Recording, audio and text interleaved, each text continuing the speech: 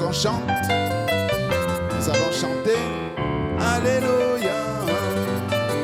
Emmanuel, Dieu agit dans, on chante. Oh Jésus, qui peut l'arrêter? Oh Alléluia, qui peut l'arrêter? Tu es le grand général et moi je suis le prisonnier. Oh Jésus, qui peut l'arrêter?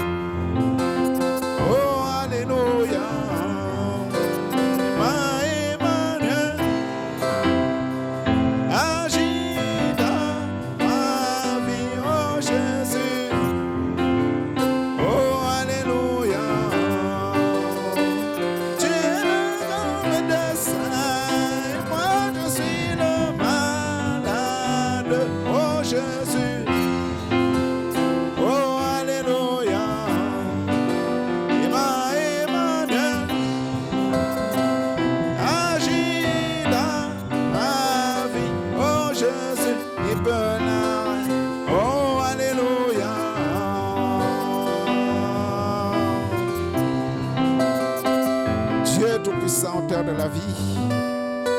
Merci encore Seigneur Jésus pour la grâce que tu nous donnes ce matin. Toi l'Éternel des armées, toi le puissant dans la bataille, toi qui as créé les cieux et la terre, toi qui nous as donné la force au Dieu Tout-Puissant et la révélation de venir à la maison de l'Éternel. Tu as dit au Dieu Tout-Puissant dans la bouche de ton serviteur David que je suis heureux lorsqu'on m'a dit allons à la maison de l'Éternel. C'est pourquoi ce matin, Seigneur Jésus, nous voulons que tu prennes le contrôle, au Dieu Tout-Puissant, de tout ce qui se fera ici, Seigneur Jésus. Que ta grâce se fasse, ô Dieu Tout-Puissant. Enlève l'esprit de distraction. Enlève, ô Dieu Tout-Puissant, l'esprit de sommeil. Enlève tout ce qui est, ô Dieu Tout-Puissant, de l'ennemi. Assiste-nous, Seigneur Jésus. Donne-nous la révélation. Donne-nous la parole. Donne-nous, Dieu Tout-Puissant, une bonne disposition pour recevoir ce qui sortira d'ici, Seigneur. Bénis tes enfants, ceux qui sont en chemin et ceux qui sont déjà ici. Ô Dieu Tout-Puissant, n'oublie pas notre ma soeur. Soutiens-le, Seigneur. Donne-lui encore des révélations. Ô Dieu Tout-Puissant, parle-nous au travers de lui, Seigneur Jésus, et que tout ce qui est de l'ennemi soit lié et jeté dehors au nom de Jésus-Christ. Bénis les diacres, bénis l'Église, bénis chacun de nous au nom de Jésus-Christ. Amen. On acclame.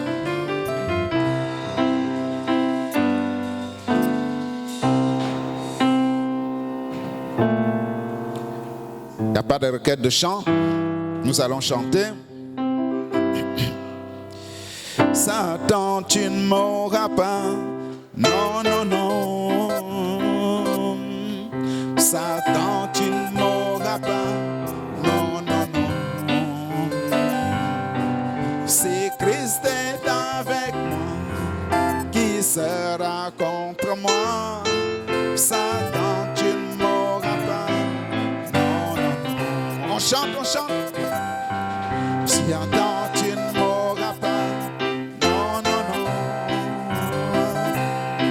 Satan, tu ne mourras pas. Non, non, non.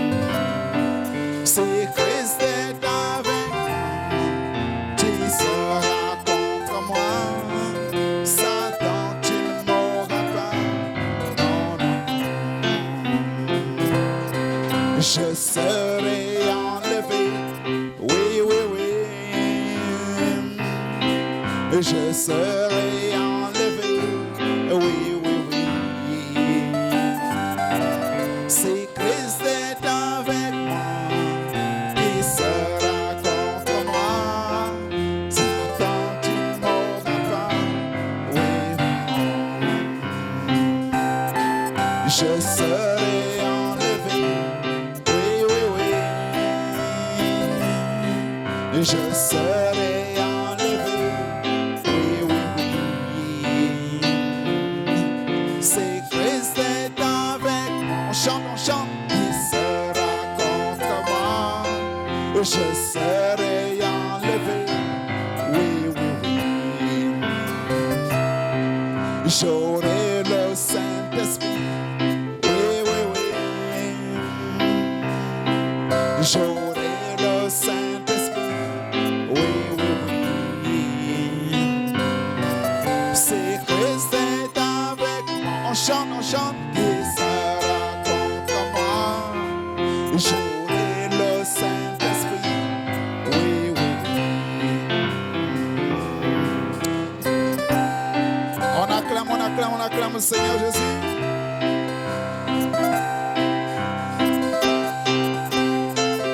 Nous allons chanter.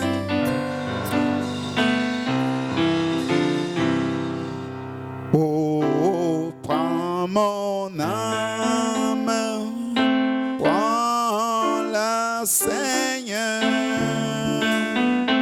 et que ta flamme brûle dans mon cœur, que tout mon être vibre pour toi.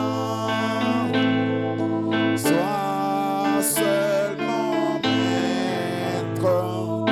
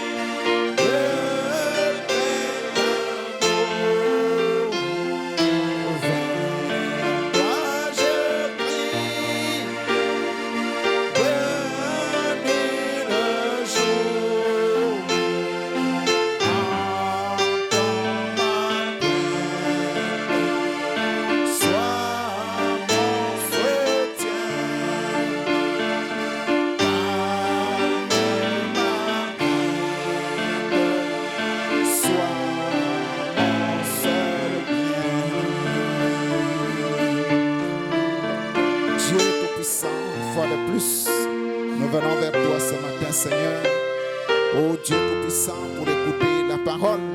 Tu as dit le ciel et la terre passeront, mais ma parole ne passera point. Dispose les cœurs, dispose toutes choses, enlève la distraction au nom de Jésus-Christ.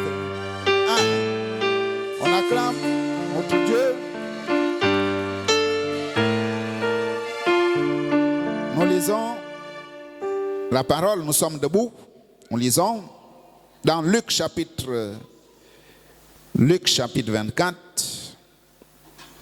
Luc chapitre 24, à partir du verset 28, nous lisons. Lorsqu'ils furent près du village où ils allaient, il parut vouloir aller plus loin, mais ils le pressèrent en disant, reste avec nous, car le soir approche, le jour est sur le point et sur son déclin. Il entra pour rester avec eux. Pendant qu'ils étaient à table avec eux, il prit le pain et, après avoir rendu grâce, il le rompit et le leur donna. Alors leurs yeux s'ouvrirent et ils le reconnurent, mais il disparut devant eux. Ils se dirent l'un à l'autre, notre cœur ne brûlait-il pas au-dedans de nous lorsqu'il nous parlait en chemin et nous expliquait les Écritures? Se levant à l'heure même, ils retournèrent à Jérusalem. Ils trouvèrent les 11 et ceux qui étaient avec eux assemblés et disant, le Seigneur est réellement ressuscité. Il est apparu à Simon, au verset 50. Il les conduisit vers Béthanie et, ayant levé les mains, il les bénit. Pendant qu'il les bénissait, il se sépara d'eux et il fut enlevé au ciel. Pour eux, après l'avoir adoré, ils retournèrent à Jérusalem avec une grande joie. Et ils étaient continuellement dans le temple, louant et bénissant Dieu. Que Dieu bénisse sa parole. On acclame notre Seigneur Jésus. Vous pouvez vous asseoir.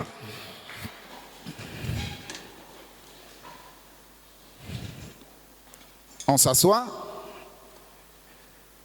Alors, nous étions séparés il y a 2 semaines.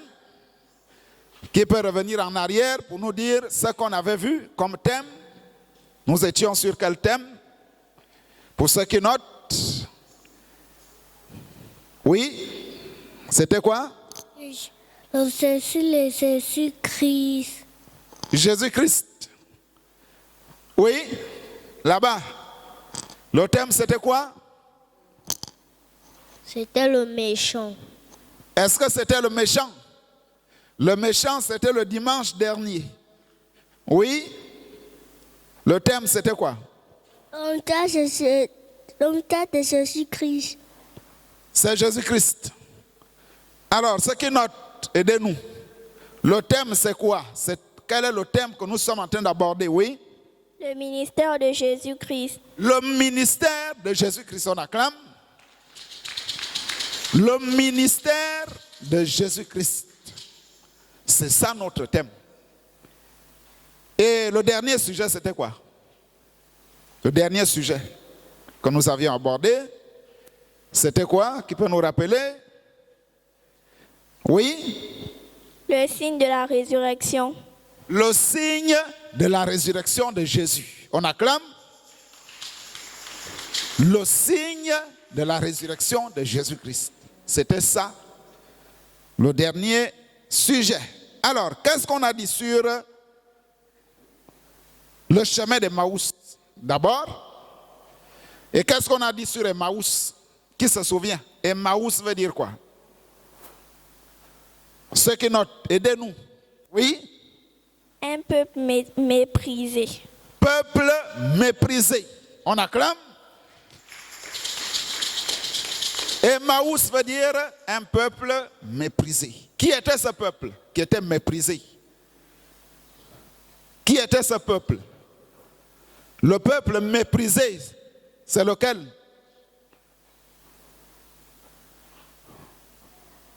Oui? Tu as quelque chose à dire? Le peuple qui était méprisé, c'est lequel? Personne ne connaît. Il s'agit des disciples de Jésus. Pourquoi? Parce que lorsqu'on a saisi Jésus, les disciples ont fui. Ils se sont cachés dans des maisons parce qu'ils étaient menacés par les soldats romains qui dirigeaient la ville. Donc, ils avaient l'interdiction de se rassembler et de continuer à prier. Donc, ils étaient méprisés. Eux-mêmes, ils étaient abandonnés parce que le maître était parti. Donc, on a dit Emmaüs veut dire un peuple méprisé. Pourquoi? Parce que les deux disciples qui allaient sur le chemin d'Emmaüs étaient désespérés. Qui peut me dire pourquoi? Pourquoi ils étaient désespérés? Ils étaient désespérés pourquoi? Oui? Pourquoi? Pourquoi ils étaient désespérés? Pourquoi l'espoir était perdu? Oh là là! Tout ce qu'on a vu. Oui. À haute voix, parle à haute voix, oui. À haute voix. Parce que Jésus était crucifié. On acclame. Parce que Jésus était crucifié. Parce qu'on avait arrêté Jésus. C'est à cause de ça qu'ils étaient désespérés. Désespérés veut dire sans espoir. Ils savaient que c'est Jésus qui devait venir sauver Jérusalem et le peuple juif. Maintenant qu'il est arrêté, on l'a crucifié, il est mort, on l'a enterré. Ce n'est pas la peine. Chacun était chez lui. Et c'est comme ça que deux d'entre eux se sont mis en chemin pour aller au village. Et pendant qu'ils allaient au village, ils étaient en train de parler de ce qui se passe dans la ville. On a arrêté le Messie. Nous pensions que c'est lui qui devait venir relever le royaume d'Israël. Maintenant qu'on l'a arrêté, qu'est-ce qu'on va devenir? Pendant qu'il parlait en chemin, qu'est-ce qui s'est passé? Qu'est-ce qui s'est passé? Ça veut dire qu'à la maison, vous ne relisez jamais. Quand on dit Luc chapitre 24, vous ne lisez même pas ça à la maison. Oui, qu'est-ce qui s'est passé? Oui? Qu'est-ce qui s'est passé? Oui?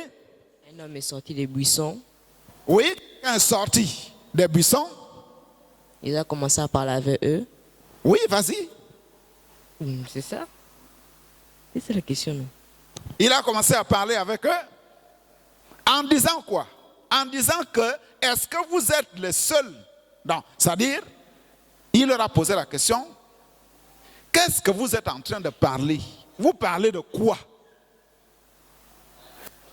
Et les disciples lui disent, est-ce que tu es le seul ici, dans cette ville, qui ne connaît pas ce qui se passe?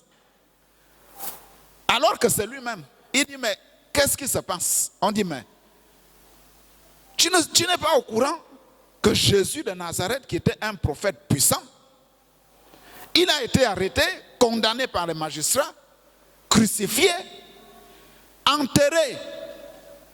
Nous pensons que c'est lui qui devait venir sauver Israël, comme la prophétie le disait. Malheureusement, il est mort. Et nous, on ne sait pas ce qu'on va devenir. Voilà ce qu'ils étaient en train de dire. Et Jésus leur dit, ô homme sans intelligence, comment vous n'avez pas l'intelligence de savoir ce que les prophètes ont dit au sujet du Messie? Et c'est comme ça que Jésus commence à leur expliquer, en commençant par les psaumes. On dit, il a commencé par Moïse, les prophètes, les psaumes, jusqu'à l'heure où on l'a arrêté. Tout ce qui devait se passer. Alors, qu'est-ce qui le concernait? Qu'est-ce qui concernait Jésus? On dit dans Luc chapitre 24, au verset 27, hey, commençant par Moïse et par tous les prophètes, il leur expliqua dans toutes les Écritures ce qui le concernait. Qu'est-ce qui le concernait? Dans la Genèse, qu'est-ce que Moïse a dit de lui? Dans la Genèse.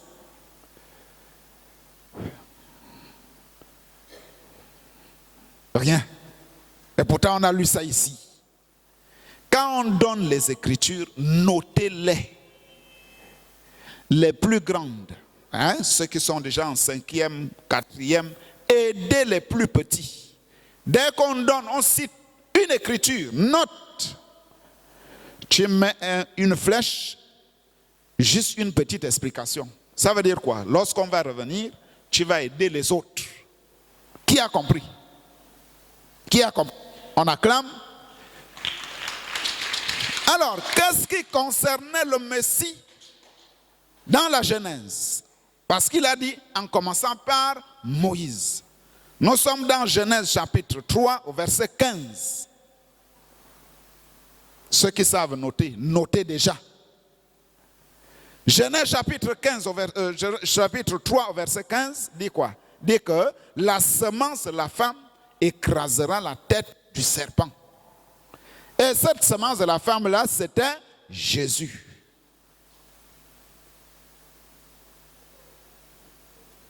Exode chapitre 12, au verset 5 à 6, Moïse a dit, ce sera un agneau sans défaut, mâle, gardé jusqu'au 14e jour. Donc, l'agneau de l'Ancien Testament qu'on gardait, qu'on devait immoler pour amener au temple, montrait le vrai agneau de Dieu qui est Jésus-Christ, qui devait venir pour ôter le péché du monde. Qu'est-ce qui le concerne? Dans Deutéronome chapitre 18 au verset 18, Moïse a dit, je leur susciterai au milieu de leurs frères un prophète comme toi. C'est ce que Dieu a dit à Moïse. Il dit, vous l'écouterez en toutes choses. Tout ce qu'il vous dira. Donc ce prophète-là, c'était qui? Le prophète qui devait venir au milieu d'Israël pour que tout le monde l'écoute. C'est qui? Jésus-Christ. On acclame. C'est Jésus. Il est le prophète par excellence. C'est le plus grand des prophètes. Les autres sont comme. Moïse est comme un prophète. Les pasteurs sont comme, les docteurs sont comme. Mais lui-même, il est le prophète, il est le pasteur, il est le docteur, il est le Fils de l'homme. C'est Jésus. Dans Psaume chapitre 22, au verset 1, David a dit, mon Dieu, pourquoi m'as-tu abandonné? Ça s'est passé où et quand? À quel moment il devait dire, mon Dieu, tu m'as abandonné? À quel moment? C'est Sur la croix. à la croix, quand on le crucifiait. C'est en ce moment-là qu'il a crié, mon Dieu, pourquoi tu m'as abandonné? Or, David avait déjà dit ça. Donc, lui leur rappelait seulement ce que les prophètes et les juges et tout ce que ces hommes devaient dire à son sujet. Dans Somme chapitre 22 au verset 18, on note toujours, David a dit, il se partage mes vêtements, il tire au sort ma tunique. Et quand vous regardez la vie de David, vous ne verrez jamais là où on a tiré au sort la tunique de David. Or, David parlait de ce qui devait arriver à la crucifixion. Quand on devait aller le mettre là-bas, au bois, ils ont enlevé les habits. C'est pourquoi je vous ai dit ici que Jésus a été crucifié nu à la croix. Ce n'est pas le petit tissu, le petit pagne que les catholiques mettent là. Ce n'est pas ça. il n'était pas comme ça, il était nu. Qui a compris? On l'a déshabillé, on l'a frappé, on l'a humilié, on a craché sur lui. On a dit, si tu es réellement le Messie, descends de la croix et nous croirons. Et il n'a rien fait. Pourquoi il n'a rien fait? Parce qu'il a dit que le Fils ne peut rien faire si ce n'est ce qui lui vient du Père. Si le Père veut, le Fils exécute. Donc ce que vous vous dites là, j'ai le pouvoir de faire ça, mais je ne peux rien faire parce que le Père ne m'a pas dit de faire ça. Qui a compris? Et le Père, c'est qui? C'est le Saint-Esprit. C'est Dieu, l'Esprit Saint, qui habitait dans son cœur. C'est lui le Père. Le Fils, c'est quoi? Le Fils, c'est la parole. On acclame. Il a dit dans le psaume chapitre 16 au verset 10, il dit, car tu ne livreras pas mon âme au séjour des morts. Tu ne me permettras pas que ton bien-aimé voie la corruption. Donc, le corps de Jésus ne devait pas pourrir. Le corps de Jésus, lorsqu'on l'a enterré, il fallait revenir à la vie avant la pourriture. Et le prophète dit que le corps commence à se décomposer 3 jours après. Il a été crucifié vendredi, dans l'après-midi, enterré autour de 17h, 18h, et ressuscité dimanche matin, très tôt, ça veut dire 5h du matin. Il est sorti. Et lui-même, il est descendu, il a roulé la pierre, il était là. Et quand les femmes sont venues, il a fait comme d'habitude, il s'est caché. Il est là, mais on ne sait pas si c'est lui ou pas. Quand les femmes sont arrivées, elles ont trouvé les choses bizarres. Quelqu'un a roulé la pierre et un jeune homme est assis. Quand on demande est-ce qu'il est là, il dit il n'est plus là. Il est déjà ressuscité. Vous allez le trouver en Galilée. Il vous précède. Et quand il... Donc ça veut dire quoi? Jésus peut même venir là. Il fait comme si ce n'était pas lui. C'est-à-dire, il se voile, il te parle, mais tu ne sais pas que c'est lui.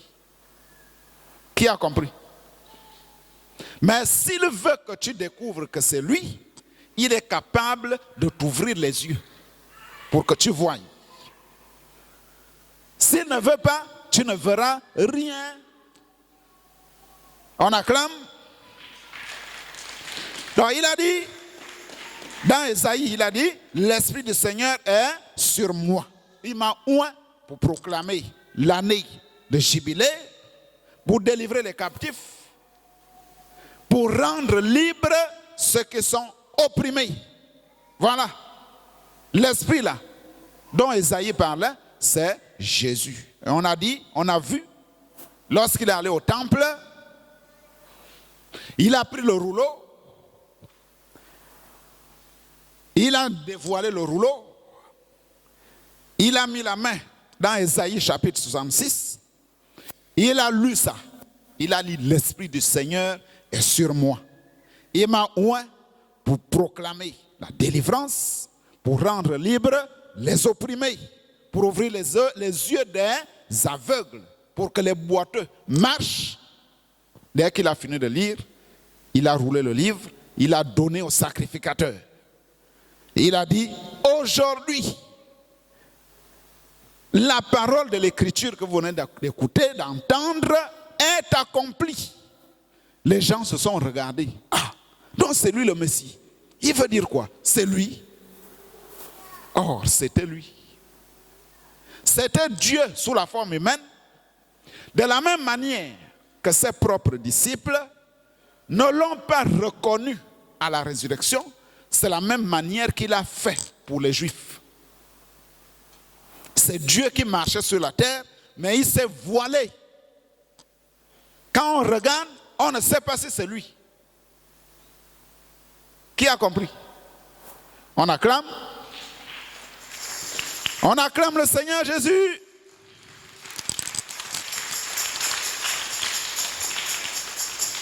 Dans Ésaïe chapitre 44, il a dit, ils n'ont ni intelligence, ni entendement, ni entendement, car on leur a fermé les yeux pour qu'ils ne voient point, et le cœur pour qu'ils n'entendent point. Et quand il arrive, il répète la prophétie dans Matthieu chapitre 13.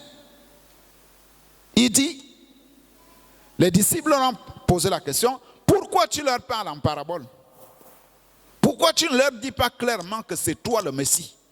Il dit, si je leur dis ouvertement que c'est moi, ils risquent de croire et je risque de les sauver. Pourquoi? Parce qu'il est écrit, il va dans Ésaïe, il dit, ils ont les yeux, mais ils ne peuvent pas voir. Ils ont les oreilles, ils ne peuvent pas entendre. C'est à cause de ça. Pourquoi? Parce que s'ils écoutent, s'ils entendent, je risque de les sauver. Qui a compris? Donc, il ramenait toujours les disciples sur ce qui le concernait. Dans Ésaïe, Zacharie chapitre 13, il est dit, épée, lève-toi sur mon pasteur, et l'homme qui est mon compagnon, dit l'Éternel des armées, frappe le pasteur, et les brebis seront dispersées. À quel moment on a frappé le pasteur? C'est lorsqu'on a arrêté Jésus. Quand on l'arrête, Pierre, Philippe, Jacques, tous voient la scène. Quand on commence à gifler Jésus, on commence à le tacler, à le talocher, à cracher sur lui, à le tirer au sol. Dès qu'ils ont vu ça, ils ont eu peur. Et chacun a pris la fuite. Celui qui tentait de suivre la scène à chaque fois, c'était Pierre. Parce que Pierre avait la foi. Il fallait que Pierre voie tout ce qu'on devait faire à Jésus. Souvenez-vous, Pierre a dit qu'on ne va pas te crucifier. Il dit, si quelqu'un essaye, moi je vais me lever. Jésus a dit, arrière de moi, Satan. Donc c'est le diable qui parlait dans Pierre. Alors, dès qu'on a dit, toi, tu étais avec lui, il a dit non, je ne le connais pas. Deuxième fois, mais toi, mais on t'a vu avec lui. Il dit, je ne connais pas. La troisième fois, dès qu'on dit, tu étais avec lui, n'est-ce pas, tu marchais avec lui. Il a dit, je ne le connais pas. Pourquoi il disait qu'il ne le connaît pas? C'est parce qu'il avait peur. Il avait peur. Et dès qu'il dit la troisième fois, je ne le connais pas, à une certaine distance, il voit le coq. Le coq fait cocorico. Quand il regarde, il se souvient que Jésus a dit, tu vas me nier. Et quand il s'est souvenu de ça, il a couru, allait pleurer. Il est allé voir les autres disciples. Il dit, non, ce qu'il m'a dit, c'est ce que j'ai fait. Je suis en erreur, je l'ai nié. Je l'ai nié. Il a pleuré. Les autres l'ont consolé que non, il t'a dit qu'il a prié pour toi. Satan t'a réclamé, mais il a prié pour toi.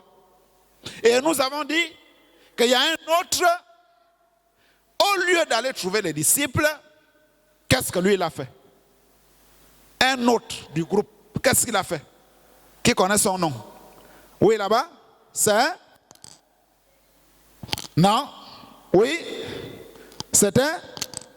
Judas. Judas. On acclame, on acclame.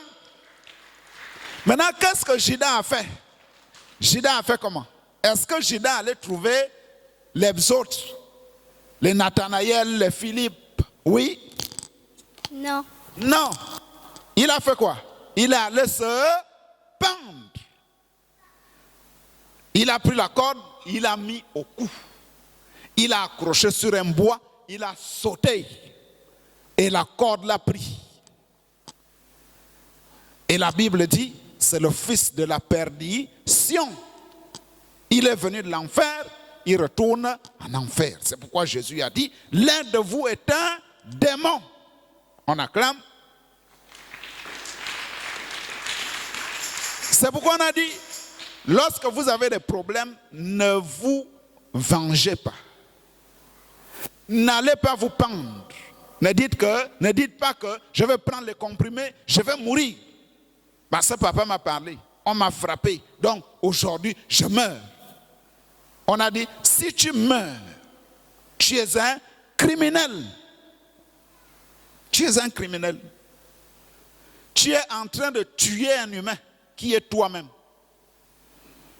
Donc, si tu meurs, tu vas en enfer dans le même quartier que Judas Iscariote. On acclame. Tu vas aller trouver Judas Iscariote. Pourquoi? Parce que tu es méchant. Hein? Vous avez parlé du méchant. Parce que tu es méchant. L'acte que tu es en train de poser est mauvais aux yeux de Dieu.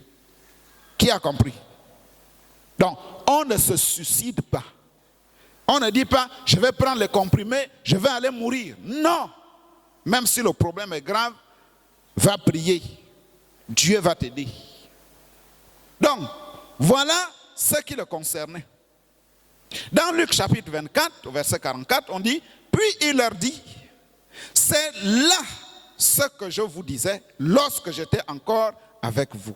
Il fallait que s'accomplisse tout ce qui est écrit de moi dans la loi de Moïse, dans les prophètes. Il fallait que tout cela s'accomplisse.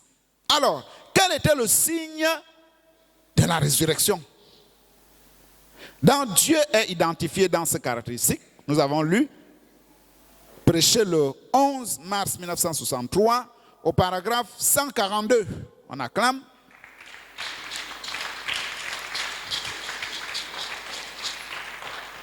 Le prophète dit, il les eut fait entrer et il fait quelque chose exactement de la même manière qu'avant sa crucifixion. C'était sa caractéristique de faire cette manière. Et ils ont vite reconnu par sa caractéristique que c'était le même Jésus qui avait été crucifié. Ça c'est pour Cléopas et son ami qui était en chemin. Quand ils sont arrivés au village, Jésus voulait passer. Il faisait sûrement 18h, 19h quand le noir commence. Tellement il expliquait, ils étaient tellement attirés par ce qu'il disait. Et ils ont dit que leur cœur brûlait au-dedans d'eux lorsqu'il leur parlait. Et quand ils arrivent là, Jésus veut passer. Et ils lui disent non, il fait déjà nuit, on ne peut plus aller loin. Il dit bon, ok, allons-y. Ils sont rentrés. Quand ils arrivent là, Jésus prend Cléopas et son ami, ils prennent le pain pour manger. Et quand ils posent le pain sur la table, Jésus prend le pain, il coupe en trois, il donne les deux morceaux à Cléopas et son ami. Le morceau qui restait, il a coupé, il a mis un morceau sous la nappe. Et dès qu'ils ont vu ça, ils ont dit c'est lui. Et dès qu'ils ont dit c'est lui, il a disparu. On acclame. Le prophète dit c'était sa caractéristique. À chaque fois qu'il se mettait à table, c'est comme ça qu'il rompait le pain. Donc quand ils ont vu ça, ils ont dit c'est lui. Donc il est vraiment ressuscité. Donc pendant qu'il nous parlait là, c'est même lui. Et quand ils ont vu ça, il a disparu. Donc ça c'est pour Cléopas et son ami. Alors, pour les femmes qui étaient allées au sépulcre, c'était un jeune homme. Dans Marc chapitre 16 au verset 5, pour les autres femmes, il était sous la forme d'un ange. Pour les disciples sur le chemin de Maús, ce que nous avons dit, il s'est révélé sous la forme de la fraction du pain. Pour les autres disciples, c'était le pain et le poisson. Pour Pierre, c'était quoi? C'était les linges. C'est Pierre a trouvé les linges posés. C'est là où il a su que Jésus était ressuscité. Pour Thomas, c'était quoi? C'était la marque des clous. Il fallait qu'il voie là où on a mis les clous pour savoir que Jésus est ressuscité. Pour Marie de Magdala, c'était la voix. Dès qu'il a entendu la voix, il a su que c'était le Messie. Il a crié en hébreu Rabouni, ce qui veut dire maître. Elle a su que c'était Jésus. Alors, ce matin, on acclame. Nous voulons commencer un nouveau sujet intitulé l'enlèvement de Jésus. Il faut écrire l'enlèvement de Jésus. Qu'est-ce que l'enlèvement? Qu'est-ce que l'enlèvement? Qui a déjà entendu parler de l'enlèvement? Oui, c'est quoi l'enlèvement? Oui, il y a un doigt là-bas. L'enlèvement, c'est quoi? L'enlèvement, c'est comme Dieu te retire. Quand Dieu te retire. Quand quelqu'un meurt. Quand quelqu'un meurt. Quand quelqu'un disparaît. Quand quelqu'un disparaît, on acclame. L'enlèvement, c'est la disparition. La disparition. L'enlèvement, ce n'est pas sauter, tu pars. Non. L'enlèvement, selon l'explication du monde, on dit il y a eu un enlèvement. Ça veut dire on a kidnappé quelqu'un. On a enlevé un enfant. On l'a kidnappé. C'est-à-dire les bandits sont venus, ils ont pris la personne, ils l'ont amené. Mais dans le sens religieux de la Bible, l'enlèvement, c'est la disparition. Dans la Bible, il y a eu la disparition d'Enoch dans l'Ancien Testament. Il y a eu la disparition de qui encore? Qui a été enlevé dans l'Ancien Testament? Oui? C'est Élie. Élie. Donc il y a eu Enoch qui a été enlevé, il y a eu Élie qui a été enlevé. Maintenant, dans le Nouveau Testament, nous les plaçons aussi dans l'Ancien Testament. Donc c'est les saints qui sont sortis des sépulcres à la résurrection de Jésus. On dit, dès qu'il a poussé un cri à la croix, les sépulcres, on a dit, d'abord, il y a eu un tremblement de terre. Première chose. Deuxième chose, il y a eu l'éclipse. Il y a eu le noir sur toute la terre. Troisième chose, il y a eu les sépulcres, c'est-à-dire les tombeaux qui se sont ouverts. On dit plusieurs corps de saints qui dormaient se sont ressuscités. Et ils ont apparu un grand nombre de personnes. Ça, c'est dimanche matin. Maintenant, dimanche dans l'après-midi, on dit, après la résurrection de Jésus, on a vu ces personnes. Alors, à quel moment ces personnes sont montées au ciel? À quel moment? À quel moment? C'est pendant que Jésus montait au ciel. Parce qu'il est dit dans Ephésiens chapitre 4, étant monté, il a amené des captifs. C'est qui les captifs? C'est les saints de l'Ancien Testament. Qui a compris? Parmi les saints de l'Ancien Testament, nous avons qui?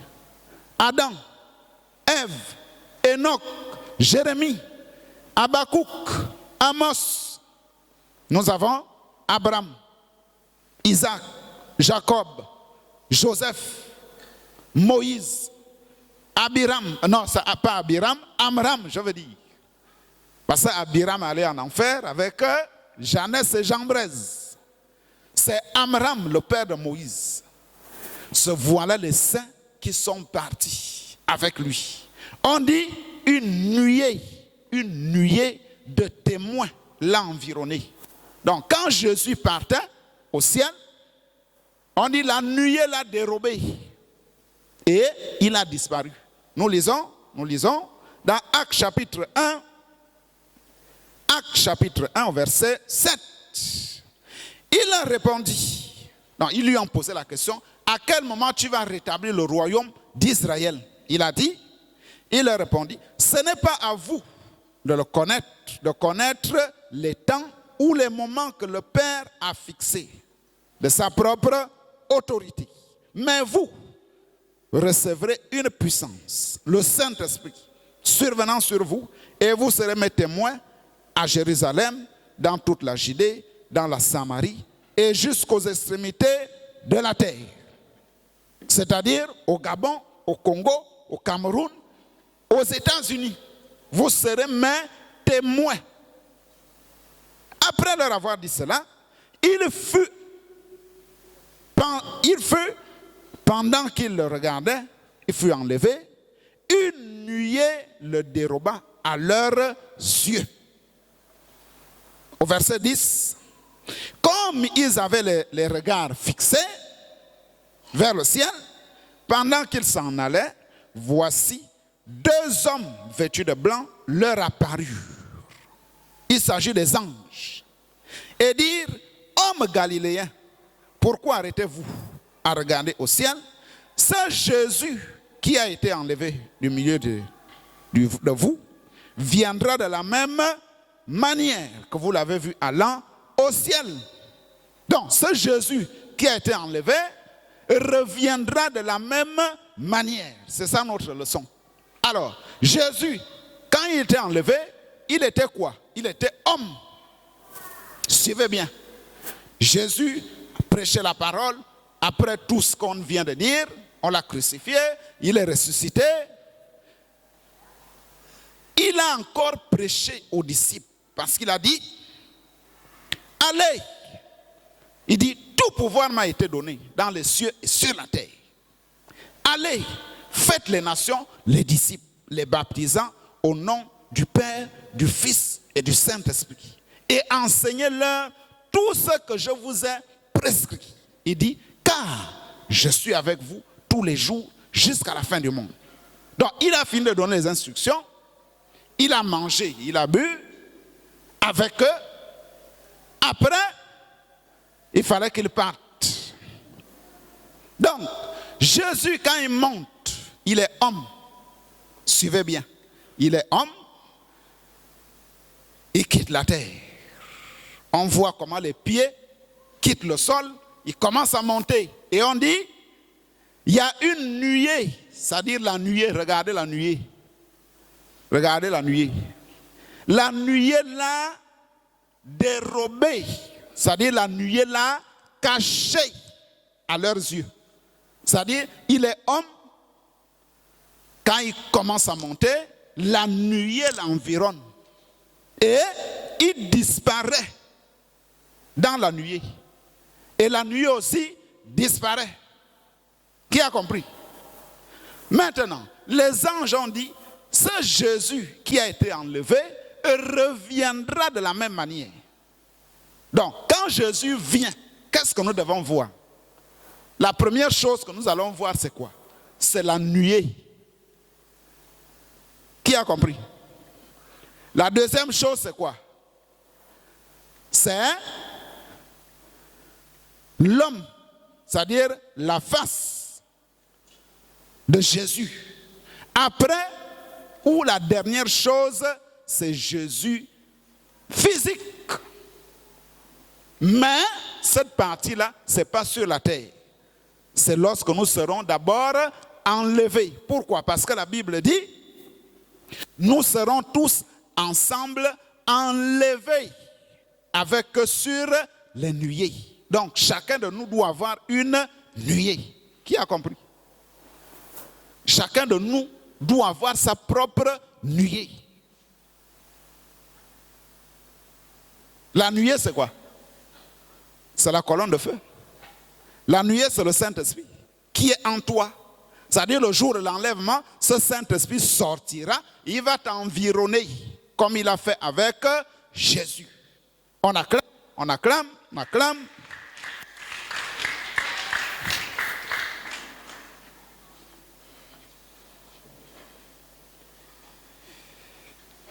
Nous allons prier.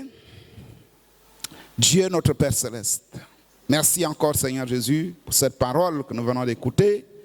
Ô Dieu Tout-Puissant, tu as montré Seigneur Jésus, ô Dieu, la manière que tu es parti et tu as dit que nous aussi, Dieu Tout-Puissant, lorsque tu viendras, nous partirons de la même manière. Père, soutiens tes enfants et cet enseignement Seigneur Jésus, nous nous abandonnons en tes mains, nous bénissons aussi la sortie, bénis les dîmes, bénis les offrandes, bénis tes enfants et la semaine qui va commencer. Au nom de Jésus-Christ. Amen. Nous sortons. Bénis-nous.